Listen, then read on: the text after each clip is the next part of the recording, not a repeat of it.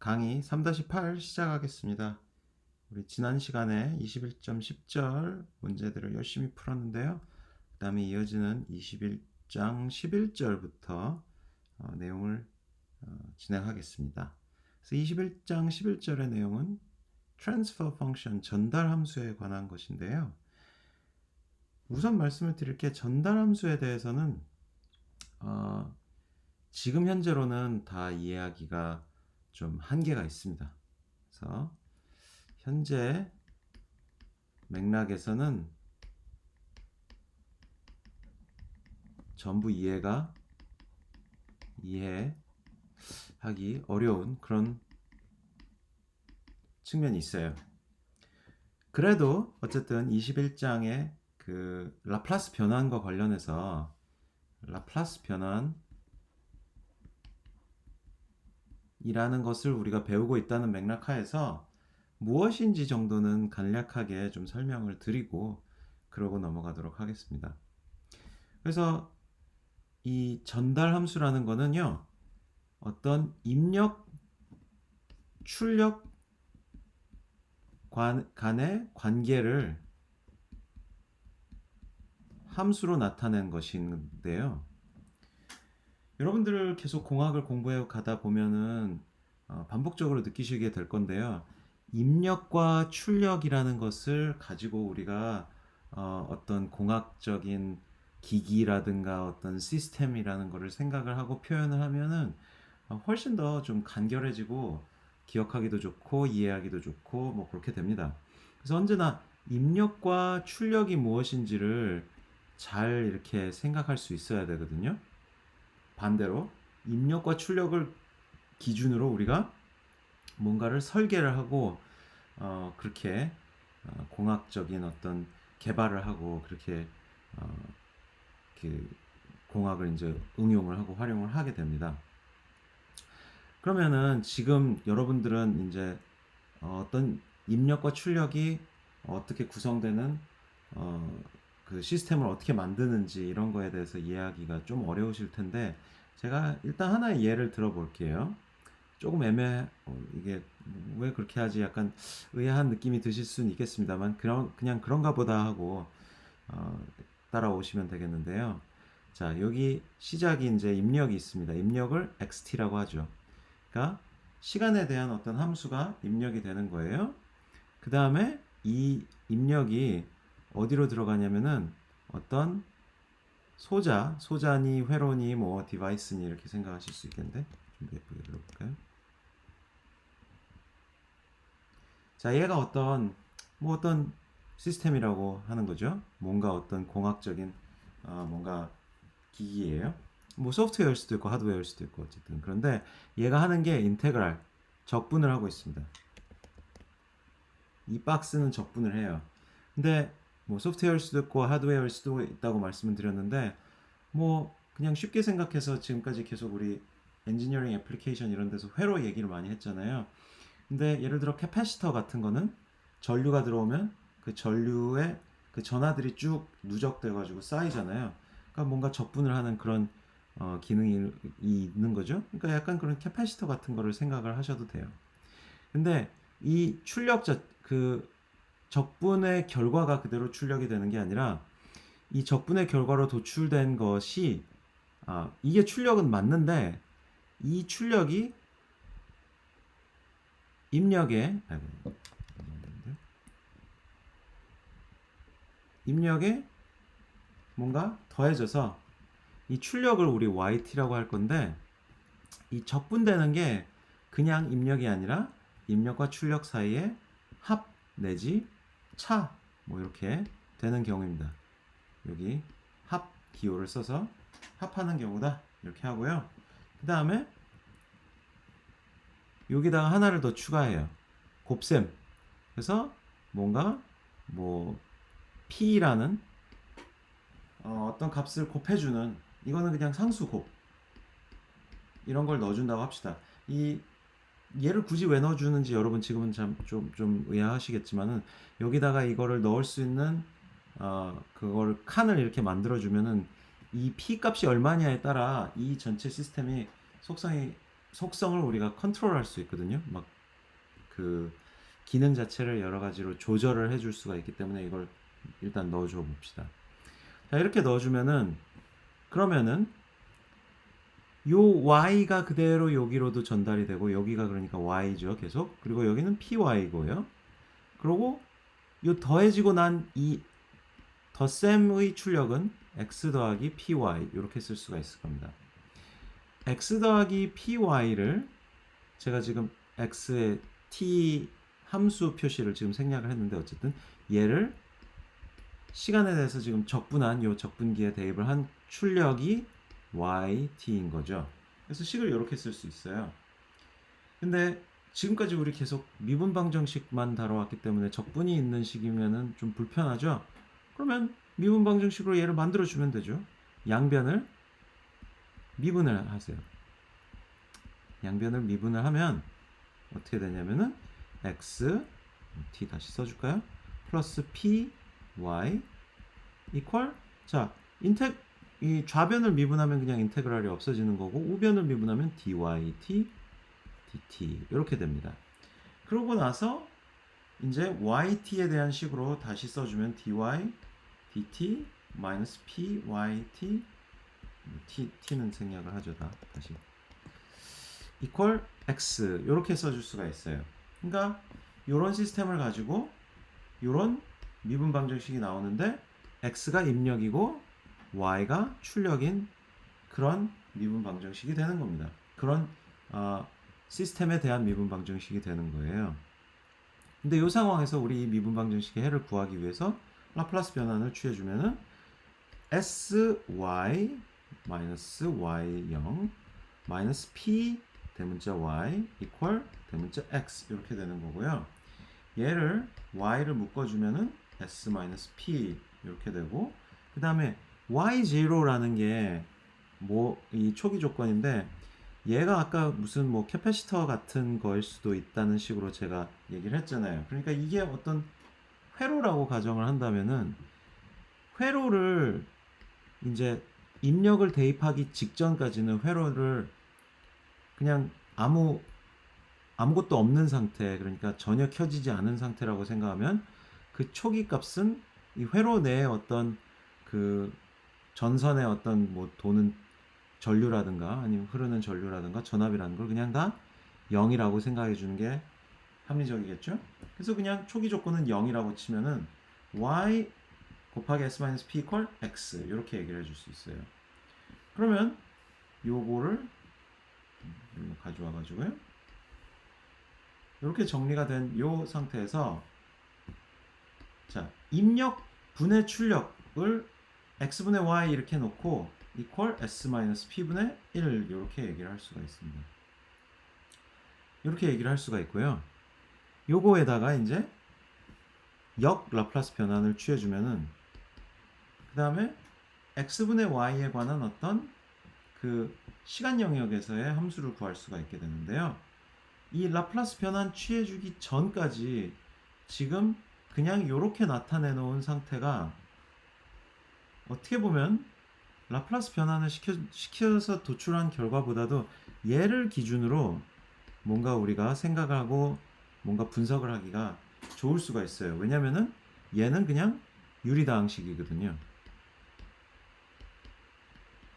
그러니까 여기서 뭐 인수분해 해주고 지금까지 했던 것들 부분 분수 해주고 적용해주고 여러 가지를 해줄 수 있는데 그걸 통해서 입력과 출력 사이의 어떤 관계에 대해서 우리가 디테일을 좀 분석을 해낼 수가 있어요. 그래서 이 함수를 이런 모양의 함수를 전달 함수라고 부릅니다. 뭐냐면은 입력 함수와 출력 함수의 각각의 라플라스 변환의 비율 b y 나누기 x 대문자 y 나누기 대문자 x 이렇게 요거를 전달 함수라고 그래요. 자 여러분 아직도 이게 왜 이런 이게 뭐야 싶은 그런 느낌이 좀 드실 텐데 대체 뭐 라플라스 변환은 왜 굳이 또 취해줬고 그 라플라스 변환 취해준 상황에서 왜 이걸 분석하고 있는지 이게 구체적인 사례를 접하시지를 못했으니까 이게 조금 아직은 와닿지 않을 거예요. 근데 구체적인 사례들 등은 2학기 응용수학에서 많이 보실 겁니다. 그래서 더 디테일한 내용은 응용수학에서 더 배우시는 걸로 생각을 하시면 되겠어요. 그리고 21장 12절 for zero 관련된 얘기도 다 이제 이 트랜스퍼 펑션으로부터 더 파생되는 더 깊이 들어가는 내용이거든요. S-플레인 등등의 내용도. 그래서 이것도 역시나 2학기 응용수학 그 부분에서 배우신다고 생각을 하시면 되겠고, 그래서 얘도 2학기 때 배우신다. 그냥 그 정도 생각을 하시면 되겠어요. 그 다음에 제가 지난 시간에 21장 9절 요것도 넘어갔었는데요. 다시 21장 9절로 돌아가서요. 얘도 간단하게 제가 좀 짚어드리고 넘어갈게요. 얘는 지금 제목이 Convolution Theorem입니다. 컨볼루션 정리라는 내용인데요. 얘는 지금 딱 이 교재에는 딱 식부터 주고 시작을 합니다. f 이 에스테릭 g t equal 인테그랄 0부터 t까지 f t-v g v d v 이런 식을 주고 있어요. 그래 놓고는 이게 뭐냐면은 f와 g 함수들의 컨볼루션이다 이런 식을 주고 있습니다.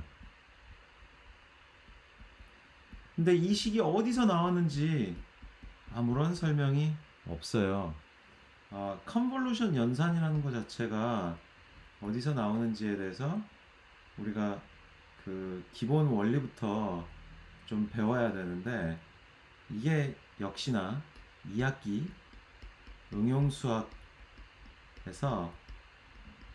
LTI 시스템이라는 거를 공부를 해야 왜 컨볼루션이라는 게 이런 연산이 왜 정의가 되는지를 이해를 할 수가 있거든요.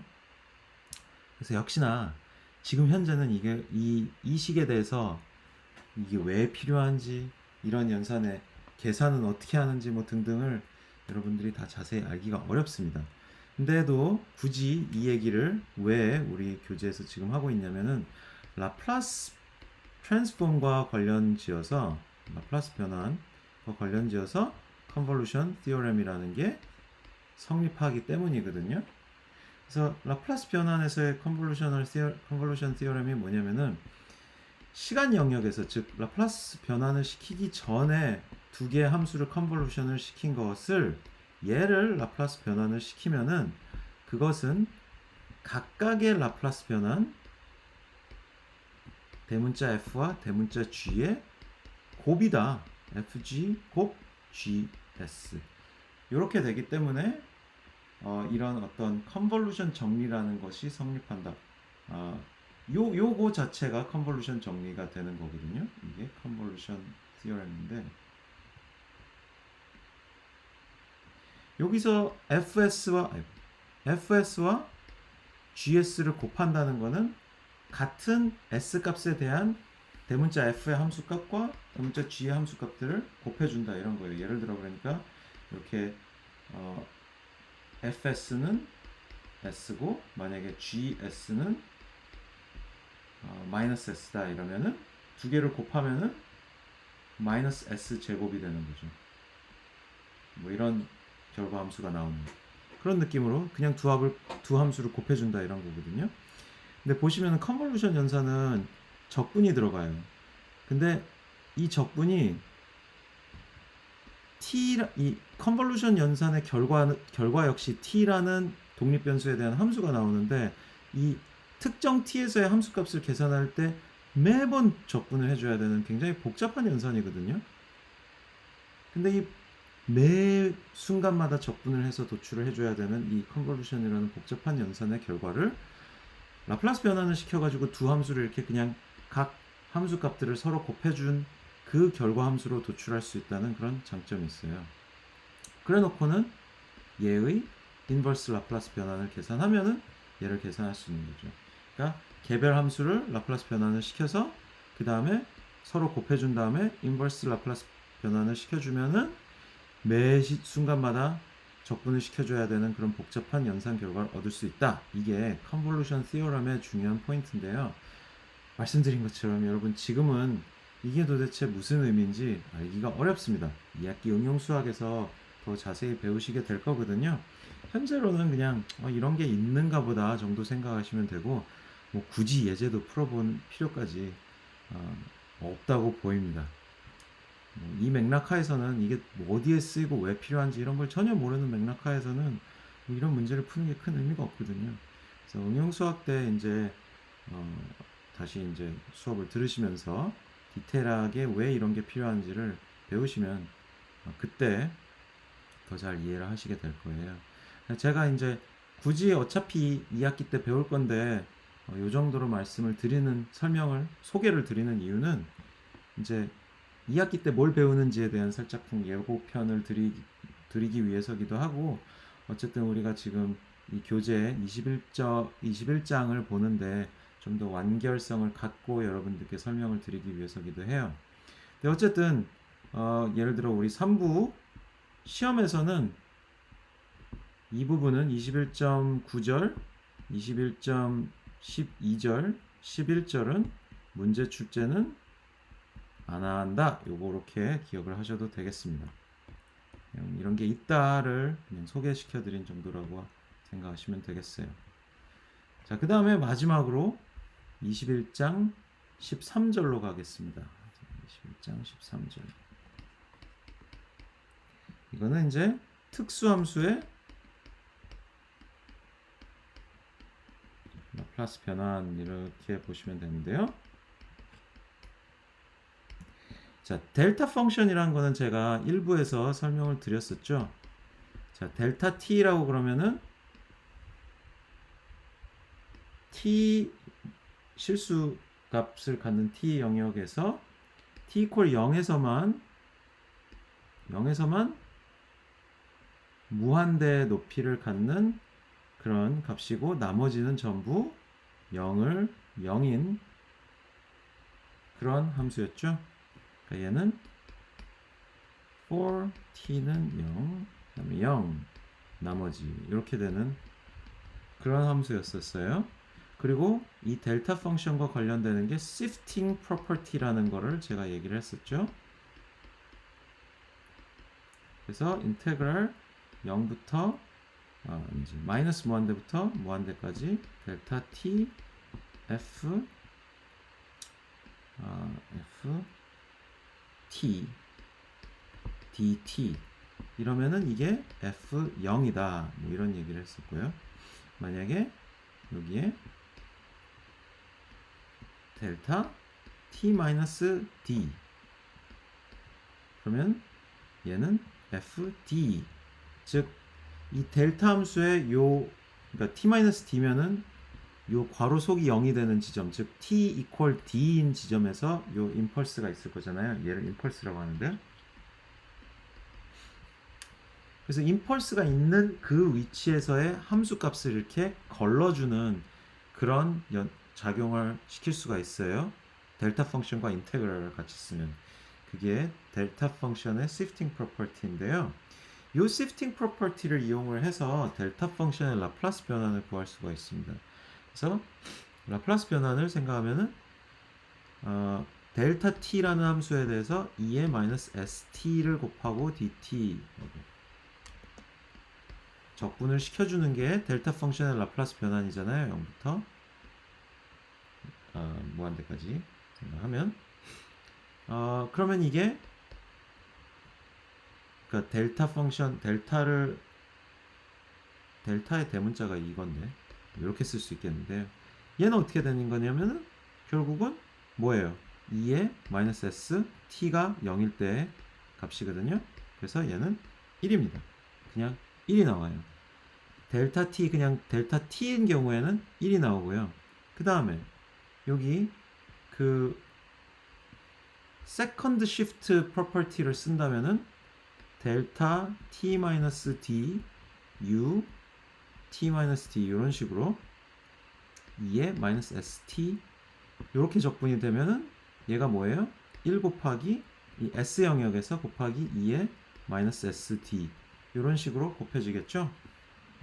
그래서 세컨드 시프트 티어렘을 생각을 하셔가지고 임의의 델타 델타 t 마이너스 d 이렇게 생각을 해도 되고, 이러면 이제 적분이 0부터 뭐인데 이렇게 했을 때 콜 2의 마이너스 sd 이렇게 생각하셔도 되고요.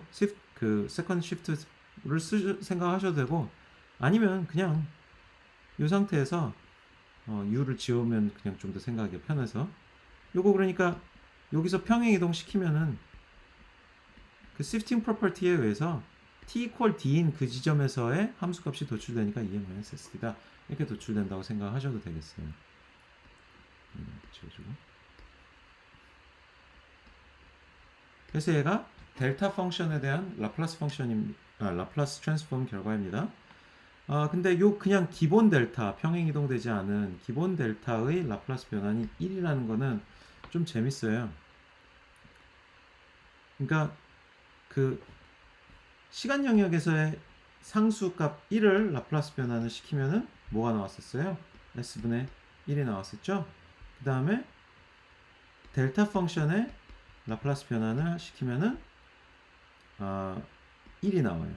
그래서 1이라는 상수와 관련돼서 이 라플라스 변환과 라플라스 역변환을 우리가 생각을 할 수 있다. 그런 걸 좀 기억할 수 있어요. 그때 이제 1의 라플라스 역변환이 델타 펑션이다. 이거를 기억을 하시면 되겠습니다. 그 다음에 그 예제 21.32는 그 제가 넘어간다는 전달 함수랑 연관이 되기 때문에 풀지는 않겠습니다. 그냥 여러분 요거 델타 펑션의 라플라스 트랜스폼 기억하시라는 의미에서 말씀을 지금 드리고 있고요. 그 다음에 하나 더 21.13.2 주기함수, periodic 함수, 주기함수의 라플라스 변환의 라플라스 변환. 얘가 이제 그 다음 마지막인데요. 주기함수는 그 ft라고 되어 있을 때 한 주기에 대해서 평행 이동을 시켜도 똑같은 게 주기함수예요. 그러니까 이런 식인 거죠. 이게 t에 대해서 예를 들어 이런 삼각파형이 있을 때 0부터 t다. 얘가 이렇게 반복이 계속되는 그런 함수다. 이러면은 얘를 한 칸 t만큼 평행 이동을 시켜도 전혀 달라지지가 않잖아요. 똑같이 함수가 겹쳐질 거잖아요. 그래서 이런 식으로 쓸 수가 있습니다. ft 마이너스 주기 t0 뭐 써도 되는데 그냥 t로 하겠습니다. 이렇게 써도 되는 요 관계가 성립하는 게 이게 주기 함수예요.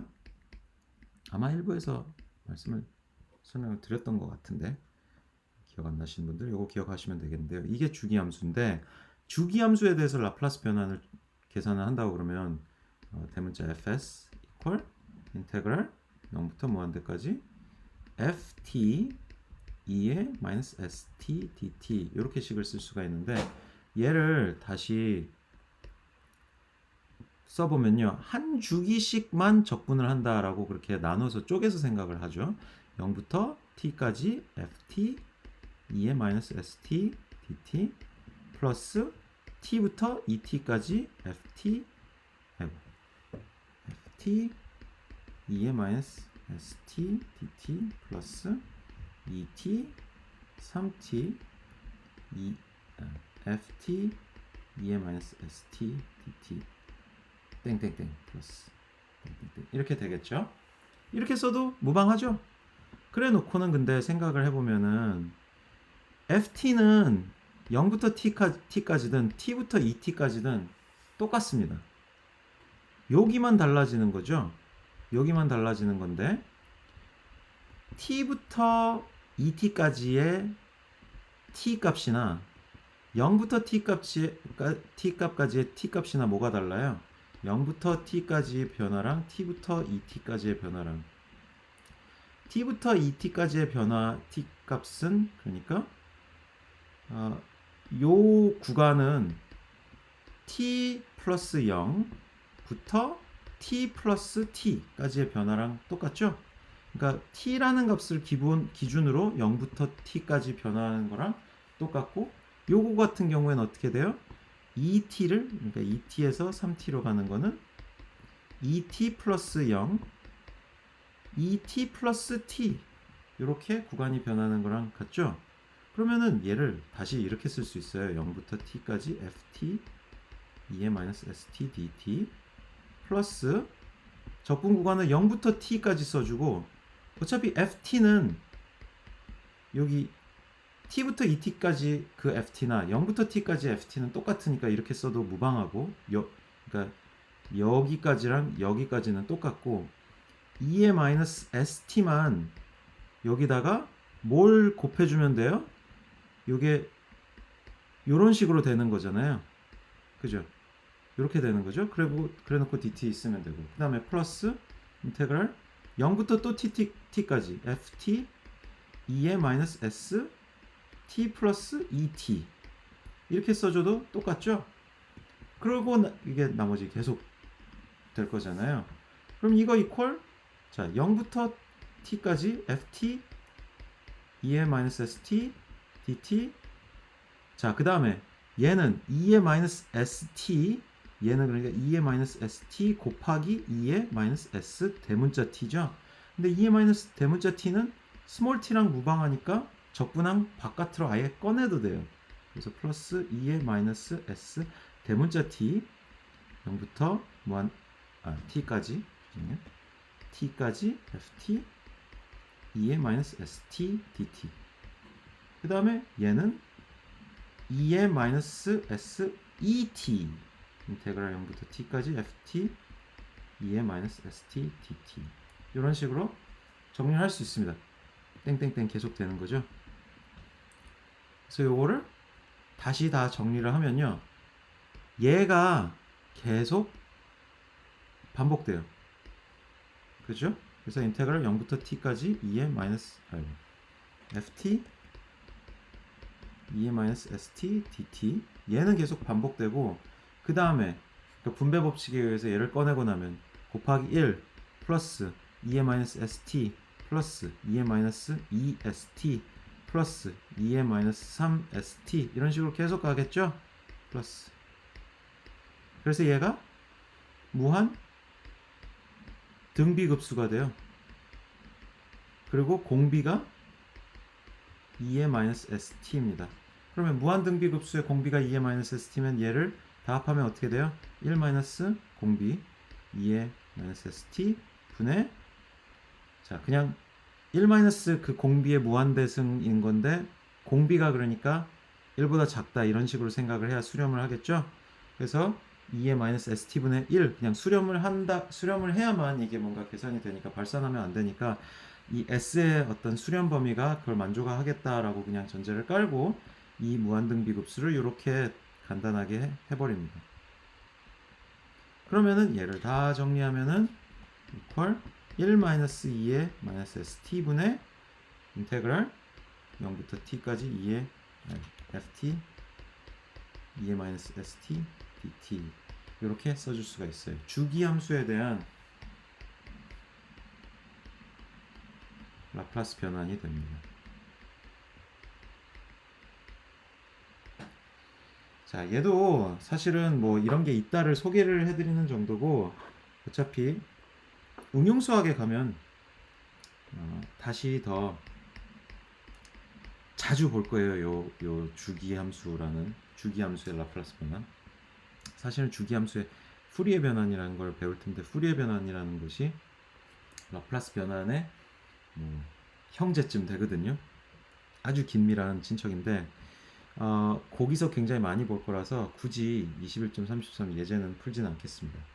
요거는 그냥 요 식을 좀 기억을 해 두세요. 자, 그래서 여기까지가 21장이 되겠습니다. 21장. 그래서 21장 끝 되겠고요.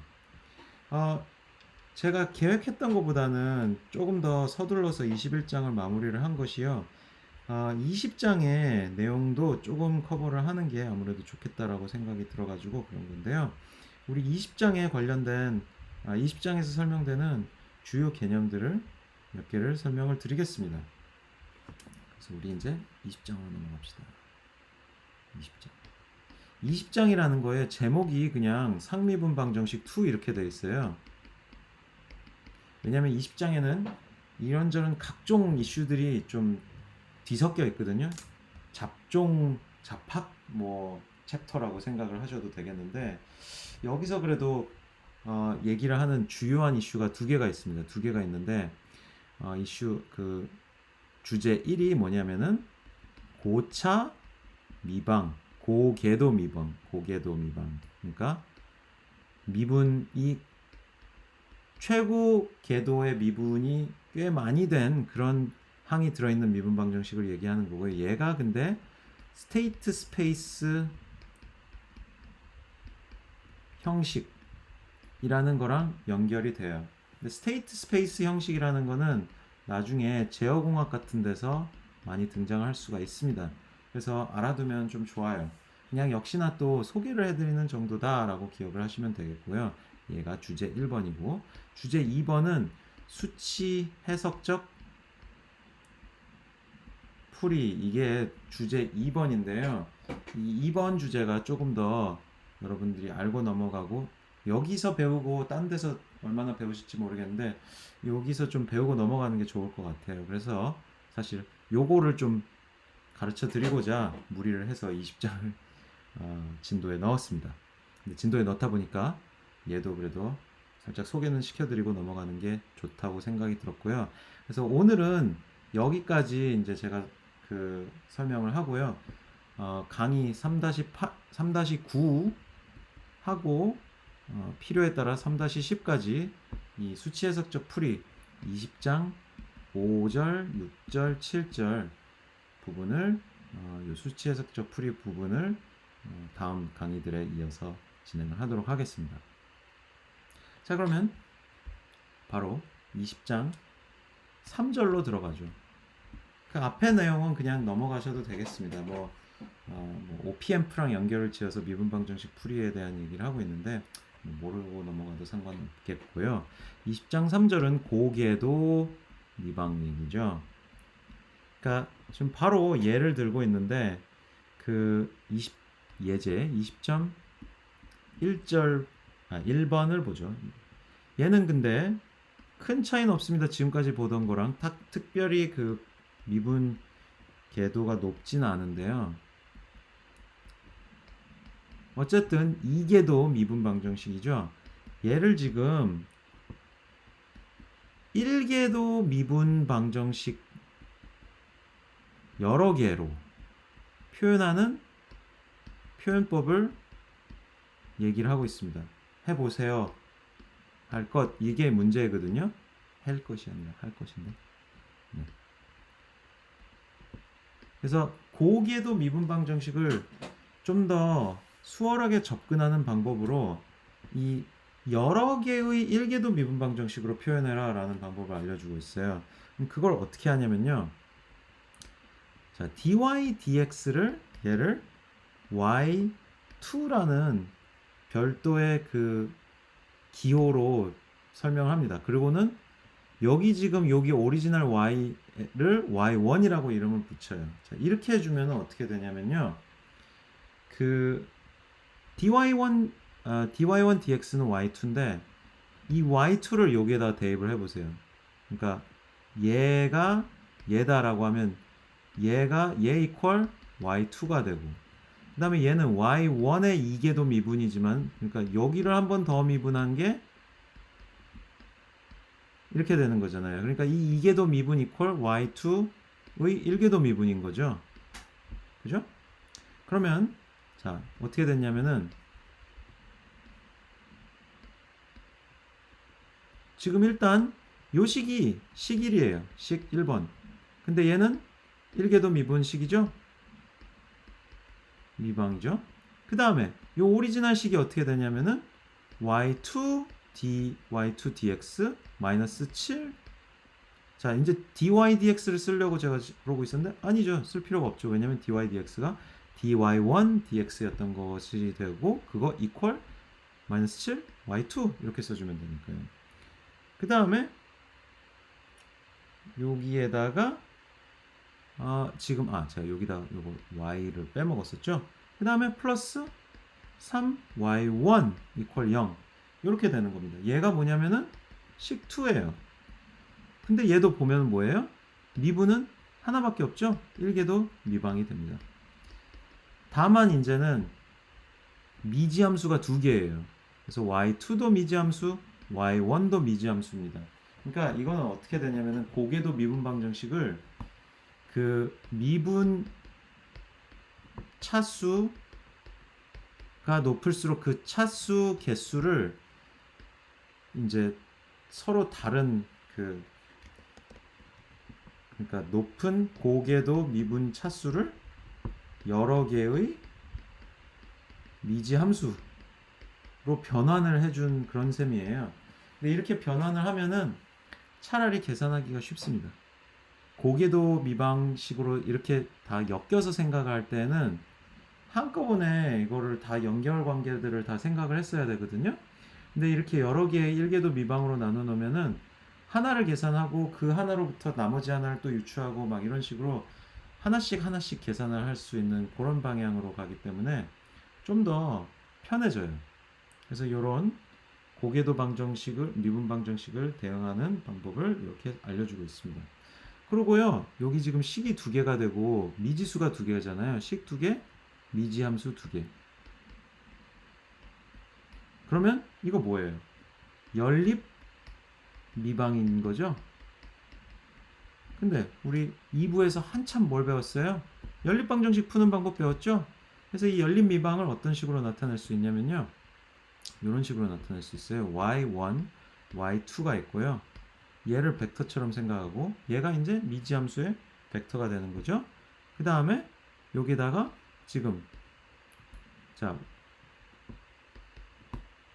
이게 이제 입력이고 출력 같이 생각을 하는 이제 이쪽에다 쓰는 게 얘가 dy1 dx, dy2 dx 이렇게 써주는 거예요. 그러니까 얘를 미분한 것이 이 전체 벡터들을 미분한 얘가 마치 어떻게 되냐면은 행렬을 곱한 거랑 똑같은 상황이 됩니다. 그래서 y2가 dy1 dx잖아요. 그러니까 0, 1 대입하면은 0 곱하기 y1 플러스 1 곱하기 y2 이퀄 dy1 dx 이 식 표현되죠? 그 다음에 얘네들을 이항을 시켜버리면 이퀄 마이너스 그 다음에 이퀄 마이너스가 아니라 이항을 시켰으니까 마이너스가 플러스가 되고 여기 플러스는 마이너스가 되면 되죠? 그럼 y1에는 마이너스 3을 곱하고 그 다음에 y2에는 플러스 7을 곱했으니까 이렇게 되죠. 마이너스 3 y1 플러스 7 y2 이런 식으로.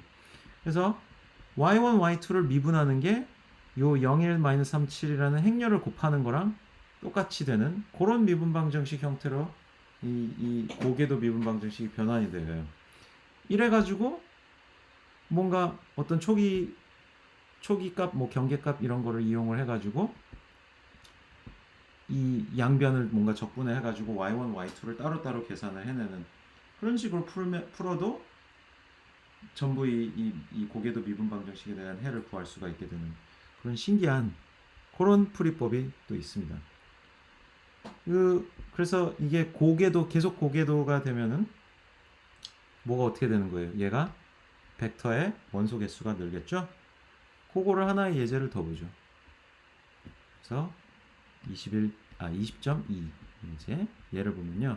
얘는 그냥 편하게 편의상 x3' 마이너스 7x2' 플러스 3x' 플러스 2x 이퀄 0 이렇게 쓸게요. 그럼 얘는 어떻게 쓰냐? x' 이퀄 x부터 시작을 할 거잖아요. 근데 x'이 x1' 이퀄 x2 이렇게 되는 거고요. 그 다음에 x2' 이퀄 x3 이렇게 됩니다. 자, x2'이라는 게 사실은 뭐예요? x1, 2'인 거죠. 그 다음에 x1, 3 프라임 equal x1 2 프라임 equal x1 3 프라임이라는 게 결국 뭐예요?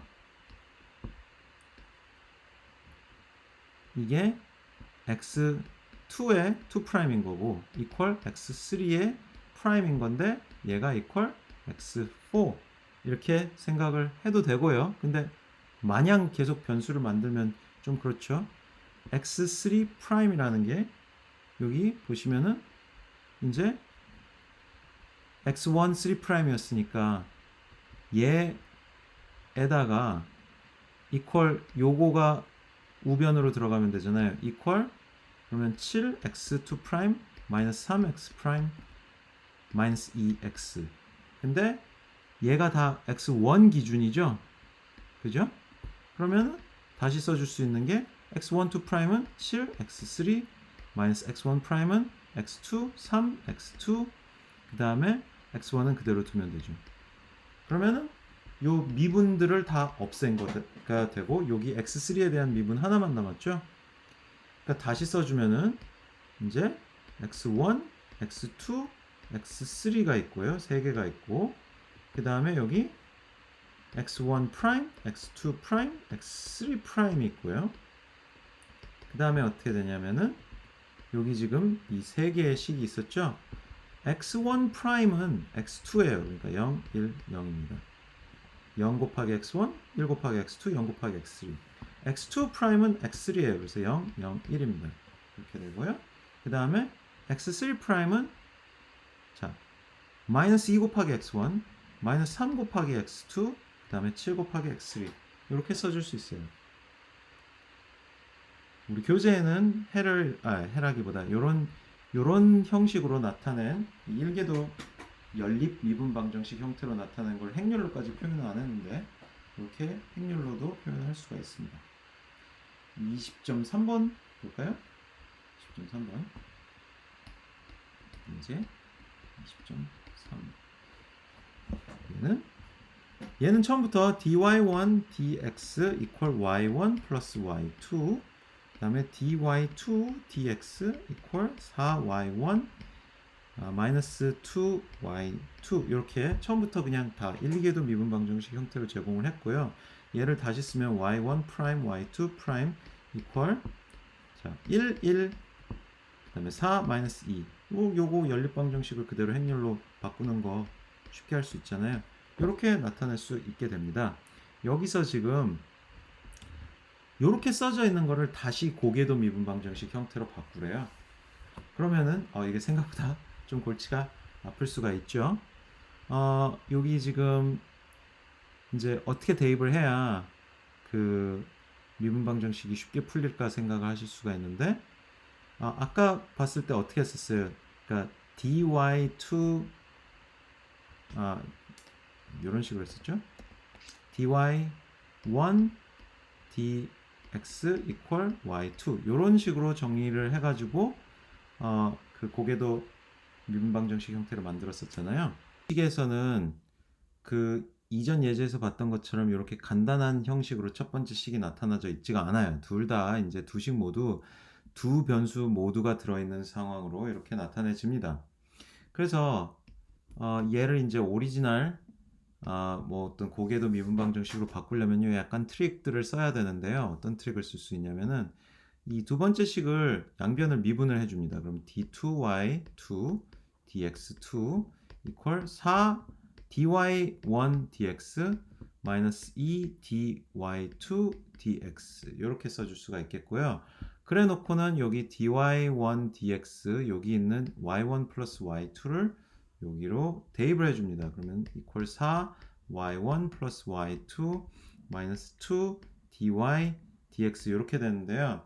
자 지금 여기도 y2에 관한 항 여기도 요 y2에 관한 항 이렇게 얘도 y2에 관한 항 얘도 y2에 관한 항 y1에 관한 항이 딱 얘 하나 있죠. 근데 이 y1에 관한 항이 아까 뭐라고 여기 y1에 관한 항 하나가 y2에 관한 항으로 치환이 될 수 있죠. 요거를 다시 쓰면은 4y1 equal dy2 dx 플러스 2y2 이런 식으로 쓸 수가 있으니까요. 그래서 여기 지금 4y1 얘가 equal 다시 쓰면 4y1 플러스 4y2 마이너스 2y2 dx인데 4y1에다가 얘를 대입을 해줍니다. 그러면은 d2y2 dx2 equal dy2 dx 플러스 2y2 플러스 4y2 마이너스 2 dy2 dx 이렇게 되고, 그러면은 얘네들을 다 이항을 시킬까요? 그러면은 d2y2 dx2 그 다음에 얘네 둘 합친 게 마이너스 dy2 dx였는데 이항을 시키면 플러스 dy2 dx 그 다음에 플러스 6y2인 거를 마이너스 6y2 이렇게 써줄 수가 있겠죠. 그래서 이렇게 정리가 됩니다. 자, 이렇게 다 정리가 되면은 얘 이제 미분방정식 풀면 되는 건데, 우리 지금까지 했던 방식대로 여러 가지 뭐 라플라스 변환을 써도 되고 해도 되죠. 라플라스 변환을 쓰려면 근데 뭐 초기값이나 경기값이 주어져야 라플라스 변환을 제대로 쓸 수 있으니까, 그게 안 주어져 있으니까 우리 19장에서 배웠던 방식대로 보조방정식 만들어서 생각을 하면요, 2의 kt 승 형식으로 식이 나온다고 생각을 하고, 그죠? 난 거는 k제곱이 튀어나가고 플러스 k 마이너스 6 이렇게 되는 거죠. 이퀄 0이니까 k가 k 플러스 3 k 마이너스 2 이퀄 0을 만족시키는 k여야겠네요. 맞죠? 마이너스 6 플러스 k, 그러니까 k는 2, 마이너스 3 이렇게 대입을 해서 결국은 yh, 지금 뭐 제차식이니까 yh를 구하는 셈인데 이퀄 a 곱하기 2의 마이너스 3t 플러스 b 곱하기 2의 2t 이렇게 써줄 수가 있겠습니다. 얘가 이제 일반 해가 되겠죠. 자, 근데 t가 아니라 x입니다. t가 아니라 x라.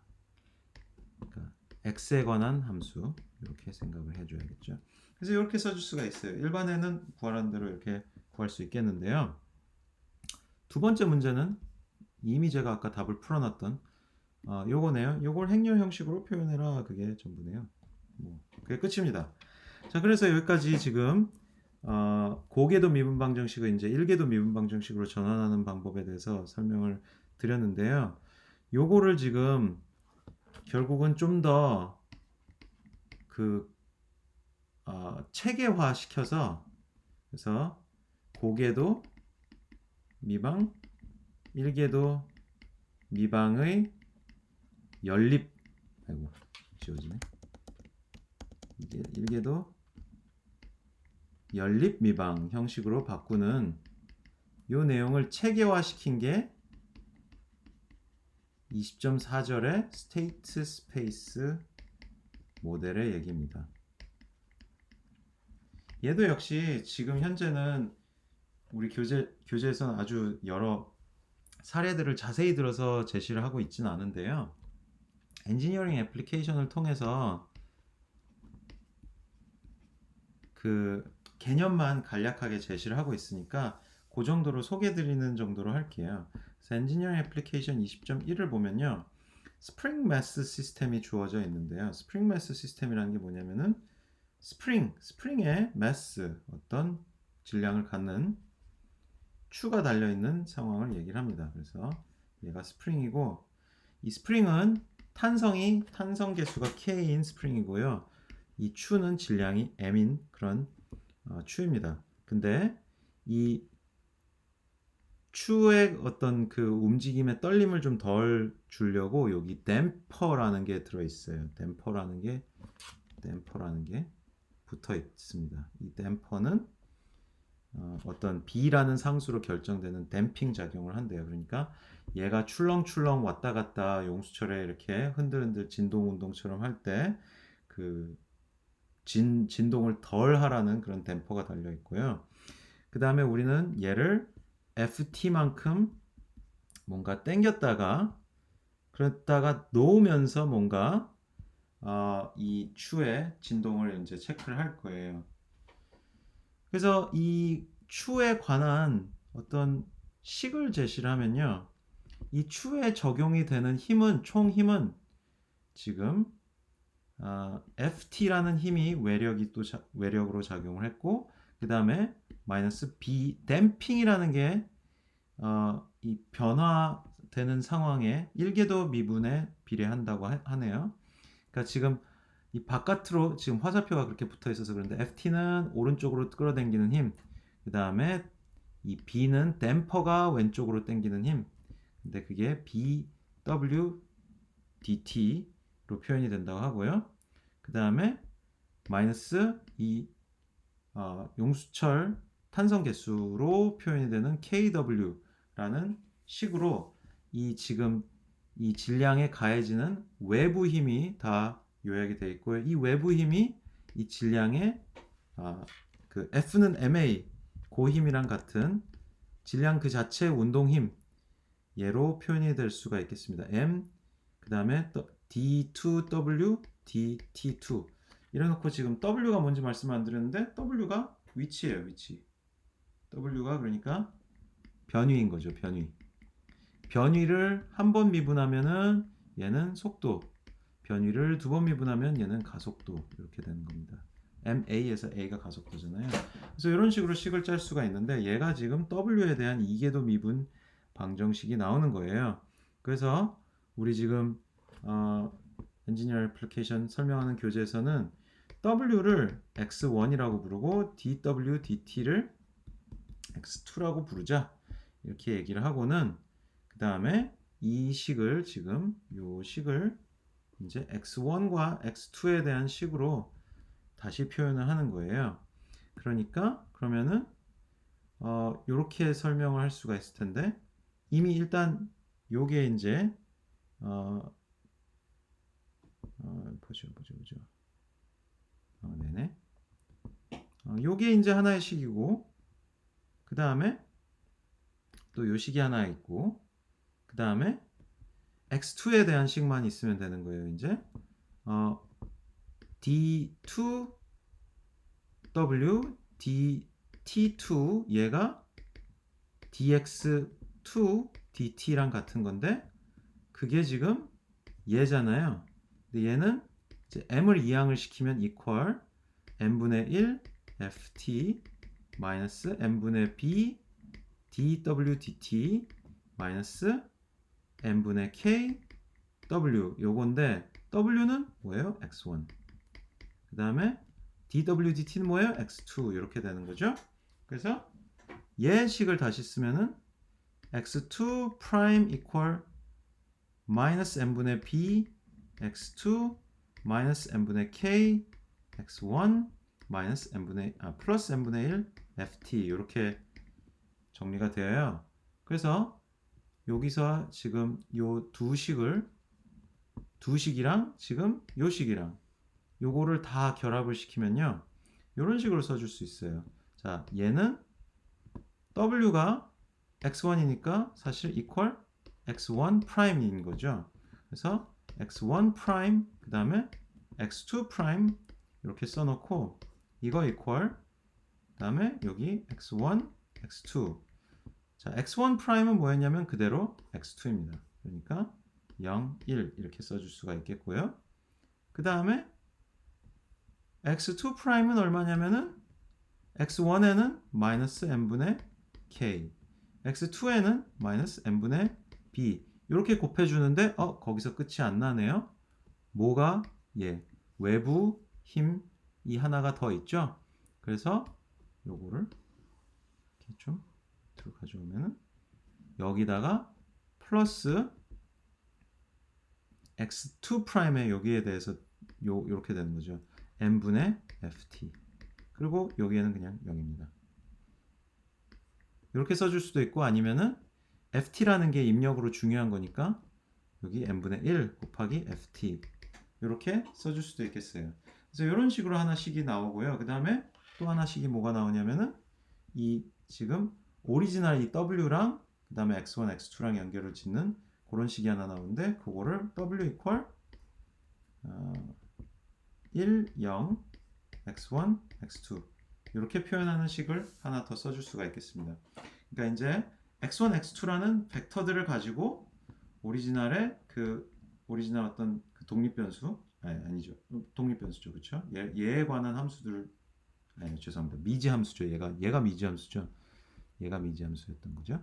그러니까 미지함수 자체를 이제 x1, x2에 대한 함수로 나타내고 또 그 미분 x1, x2와 x1 프라임, x2 프라임의 그 미분 값들의 관계를 이렇게 나타내는데요. 이런 식으로 이렇게 나타내 놓은 어떤 식의 조합을 얘를 스테이트 스페이스 모델이라고 합니다. 스테이트 스페이스 모델.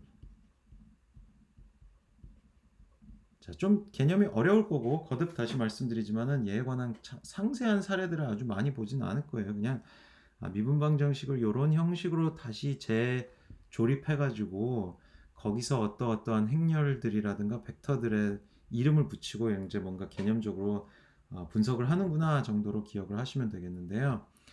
여기서 지금 이 x 벡터들을 얘네들을 뭐라고 그러냐면은 얘네들이 중요한 스테이트 벡터입니다. 그리고 아까 보셨다시피 ft가 있잖아요. ft가 얘가 인풋 벡터예요. 자, 여기선 그냥 ft 하나 그 마치 스케일러처럼 하나만 있는 것처럼 되는데 얘가 뭐 얘도 2D일 수도 있죠. 상황에 따라서 어떨지 모르겠지만은 여기서는 그냥 1D처럼 되는 거고요. 그 다음에 yt가 뭐냐면은 얘가 이제 미지 함수에 관한 거잖아요. 얘가 아웃풋. 얘도 지금 현재는 그냥 1D인데 얘가 아웃풋 벡터입니다. 그렇게 되고요. 스테이트에 곱해지는 행렬, 얘를 행렬 A라고 부를 수 있겠고, 인풋에 곱해지는 행렬, 얘를 행렬 B라고 부를 수 있겠고, 그 다음에 스테이트와 아웃풋을 연결짓는 그 행렬 얘를 C라고 볼 수 있겠어요. A 매트릭스는 스테이트 매트릭스. 그 다음에 B 매트릭스는 인풋 매트릭스. 인풋에 곱해지니까 얘는 스테이트에 곱해지니까 스테이트 매트릭스, 얘는 인풋에 곱해지니까 인풋 매트릭스, 얘는 스테이트에 곱해지긴 하지만은 그걸로 아웃풋을 결정하니까 아웃풋 매트릭스 이렇게 이름을 붙이면 되겠습니다. 그 다음에 여기다가 플러스 혹시 뭐가 더 인풋에 관한 D 행렬 곱하기 인풋 이런 게 나올 수도 있고 얘를 무슨 트랜스미션 매트릭스라고 부르기도 한다는데 여기선 지금 생략이 되어 있죠. 대부분의 경우는 이게 0이라고는 하는데 그런 식으로 4개의 행렬과 3개의 벡터들로 인풋, 아웃풋, 스테이트 이렇게 나눠가면서 그 어떤 복잡한 미분 방정식을 연립 방정식 형태로 정리한다고 해요. 그래서 여기서 이제 뭔가 계산하고 분석을 하는 그게 스테이트 스페이스 모델인 겁니다. 근데 말씀드린 것처럼 여기서는 우리 이번 학기 수업에서는 이 정도로 설명드리는 걸로 하고요. 엔지니어링 애플리케이션 20.2번은 좀 복잡하고 20.3번 정도 있는데 20.3번은 여러분 직접 한번 읽어보세요. 얘는 읽어보시면은 얼추 이해는 되실 수 있을 텐데 이제 탱크 연결된 물 탱크 모델에서 어떤 그 수압과 그 다음에 유량 빠져나가는 탱크 바깥으로 빠져나가는 유량 등으로 관계가 생기는 그런 모델입니다. 한번 궁금하신 분들 읽어보시고 세부적인 내용은 저한테 질문을 주시면 되겠어요. 스테이트 스페이스 모델은 이 정도까지 소개를 드리는 걸로 하고요. 그 다음으로는 이제 수치적인 기법들이 나오는데 그거는 다음 시간에 이어서 계속 설명을 드리겠습니다. 오늘 수업은 여기까지 할게요.